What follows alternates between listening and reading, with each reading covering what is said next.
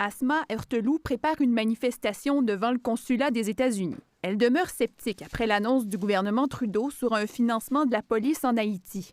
On a réagi avec un sourire au coin de la bouche parce que ce n'est pas la première fois. Et c'est pour ça que maintenant on dit que ça prend une coopération. Non aux États-Unis, non au Canada. Des membres de la diaspora haïtienne ne veulent pas d'intervention militaire en Haïti. Ce que plusieurs souhaitent, c'est que l'argent annoncé aujourd'hui soit utilisé de la bonne manière.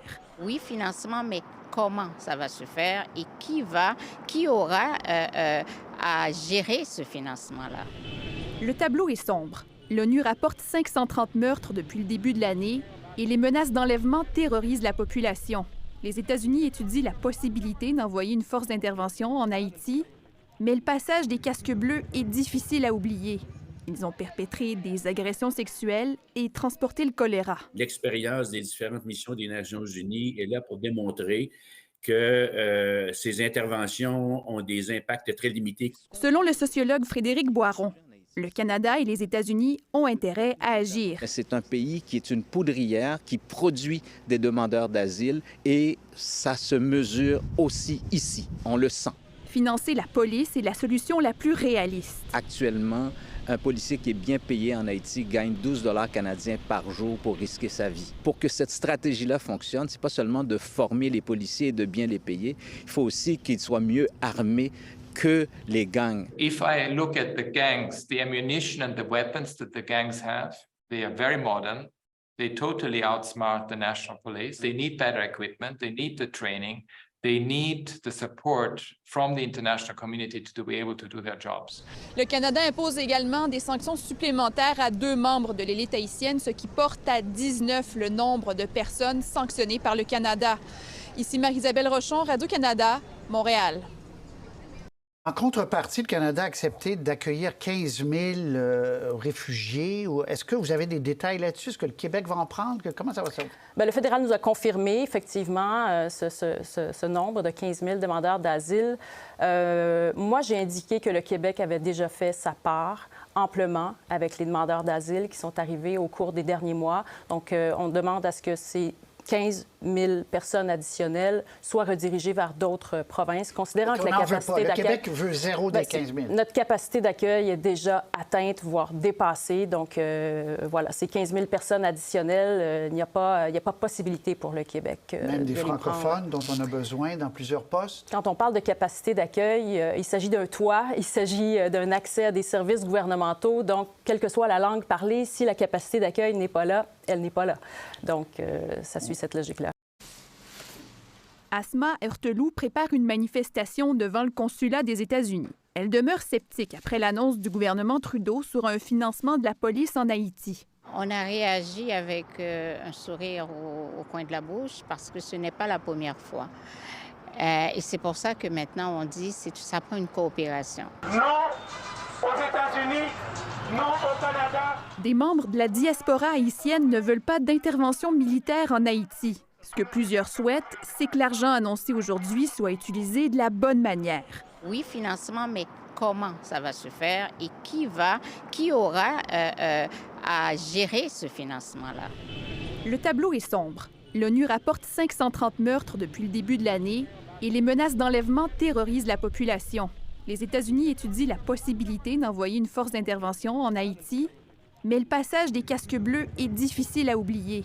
Ils ont perpétré des agressions sexuelles et transporté le choléra. L'expérience des différentes missions des Nations unies est là pour démontrer que ces interventions ont des impacts très limités. Selon le sociologue Frédéric Boiron, le Canada et les États-Unis ont intérêt à agir. C'est un pays qui est une poudrière, qui produit des demandeurs d'asile et ça se mesure aussi ici. On le sent. Financer la police est la solution la plus réaliste. Actuellement, un policier qui est bien payé en Haïti gagne 12 $ canadiens par jour pour risquer sa vie. Pour que cette stratégie-là fonctionne, c'est pas seulement de former les policiers et de bien les payer, il faut aussi qu'ils soient mieux armés que les gangs. If I look at the gangs, the ammunition and the weapons that the gangs have, they are very modern. They totally outsmart the national police. They need better equipment. They need the training.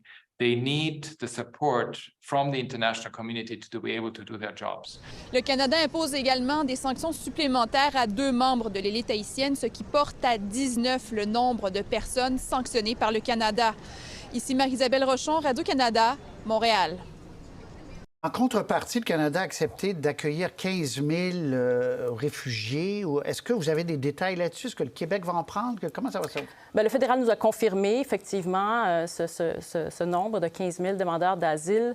Moi, j'ai indiqué que le Québec avait déjà fait sa part amplement avec les demandeurs d'asile qui sont arrivés au cours des derniers mois. Donc, on demande à ce que ces 15 000 personnes additionnelles soient redirigées vers d'autres provinces, considérant que la capacité d'accueil... Le Québec veut 0 des 15 000. Notre capacité d'accueil est déjà atteinte, voire dépassée. Donc, voilà, ces 15 000 personnes additionnelles, il n'y a pas possibilité pour le Québec. Même des francophones dont on a besoin dans plusieurs postes. Quand on parle de capacité d'accueil, il s'agit d'un toit, il s'agit d'un accès à des services gouvernementaux. Donc, quelle que soit la langue parlée, si la capacité d'accueil n'est pas là, elle n'est pas là.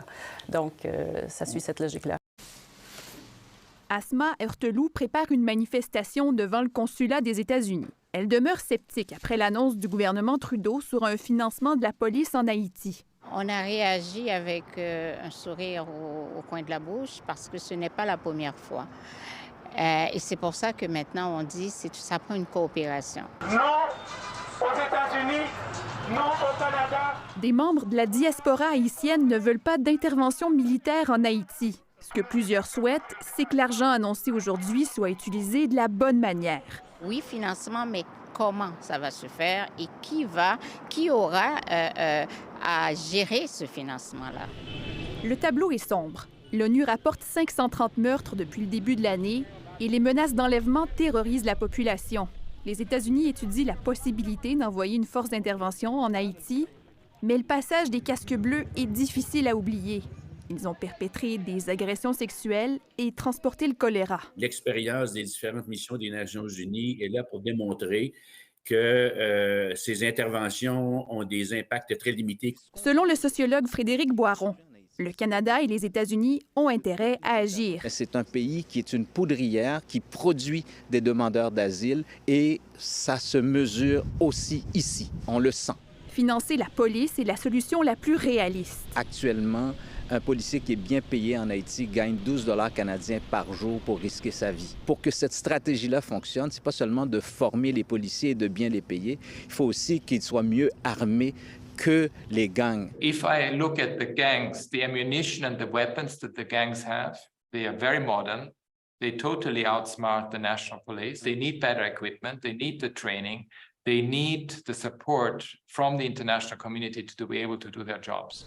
Le Canada impose également des sanctions supplémentaires à 2 membres de l'élite haïtienne, ce qui porte à 19 le nombre de personnes sanctionnées par le Canada.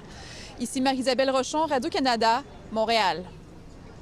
En contrepartie, le Canada a accepté d'accueillir 15 000 réfugiés. Est-ce que vous avez des détails là-dessus? Est-ce que le Québec va en prendre? Comment ça va se faire? Bien, le fédéral nous a confirmé, effectivement, ce nombre de 15 000 demandeurs d'asile. Moi, j'ai indiqué que le Québec avait déjà fait sa part amplement avec les demandeurs d'asile qui sont arrivés au cours des derniers mois. Donc, on demande à ce que ces 15 000 personnes additionnelles soient redirigées vers d'autres provinces, considérant que la capacité d'accueil... Le Québec veut 0 des 15 000. Notre capacité d'accueil est déjà atteinte, voire dépassée. Donc, voilà, ces 15 000 personnes additionnelles, il n'y a pas possibilité pour le Québec. Même des francophones dont on a besoin dans plusieurs postes. Quand on parle de capacité d'accueil, il s'agit d'un toit, il s'agit d'un accès à des services gouvernementaux. Donc, quelle que soit la langue parlée, si la capacité d'accueil n'est pas là, elle n'est pas là. Donc, ça suit cette logique-là. Asma Heurteloup prépare une manifestation devant le consulat des États-Unis. Elle demeure sceptique après l'annonce du gouvernement Trudeau sur un financement de la police en Haïti. On a réagi avec un sourire au coin de la bouche parce que ce n'est pas la première fois. Et c'est pour ça que maintenant on dit que ça prend une coopération. Non aux États-Unis, non au Canada. Des membres de la diaspora haïtienne ne veulent pas d'intervention militaire en Haïti. Ce que plusieurs souhaitent, c'est que l'argent annoncé aujourd'hui soit utilisé de la bonne manière. Oui, financement, mais comment ça va se faire et qui aura à gérer ce financement-là? Le tableau est sombre. L'ONU rapporte 530 meurtres depuis le début de l'année et les menaces d'enlèvement terrorisent la population. Les États-Unis étudient la possibilité d'envoyer une force d'intervention en Haïti, mais le passage des casques bleus est difficile à oublier. Ils ont perpétré des agressions sexuelles et transporté le choléra. L'expérience des différentes missions des Nations unies est là pour démontrer que ces interventions ont des impacts très limités. Selon le sociologue Frédéric Boiron, le Canada et les États-Unis ont intérêt à agir. C'est un pays qui est une poudrière, qui produit des demandeurs d'asile et ça se mesure aussi ici. On le sent. Financer la police est la solution la plus réaliste. Actuellement, un policier qui est bien payé en Haïti gagne 12 $ canadiens par jour pour risquer sa vie. Pour que cette stratégie-là fonctionne, c'est pas seulement de former les policiers et de bien les payer, il faut aussi qu'ils soient mieux armés que les gangs. If I look at the gangs, the ammunition and the weapons that the gangs have, they are very modern. They totally outsmart the national police. They need better equipment. They need the training. They need the support from the international community to be able to do their jobs. Le Canada impose également des sanctions supplémentaires à 2 membres de l'élite haïtienne, ce qui porte à 19 le nombre de personnes sanctionnées par le Canada. Ici Marie-Isabelle Rochon, Radio-Canada, Montréal. En contrepartie, le Canada a accepté d'accueillir 15 000 réfugiés. Est-ce que vous avez des détails là-dessus? Est-ce que le Québec va en prendre? Comment ça va se faire? Bien, le fédéral nous a confirmé, effectivement, ce nombre de 15 000 demandeurs d'asile.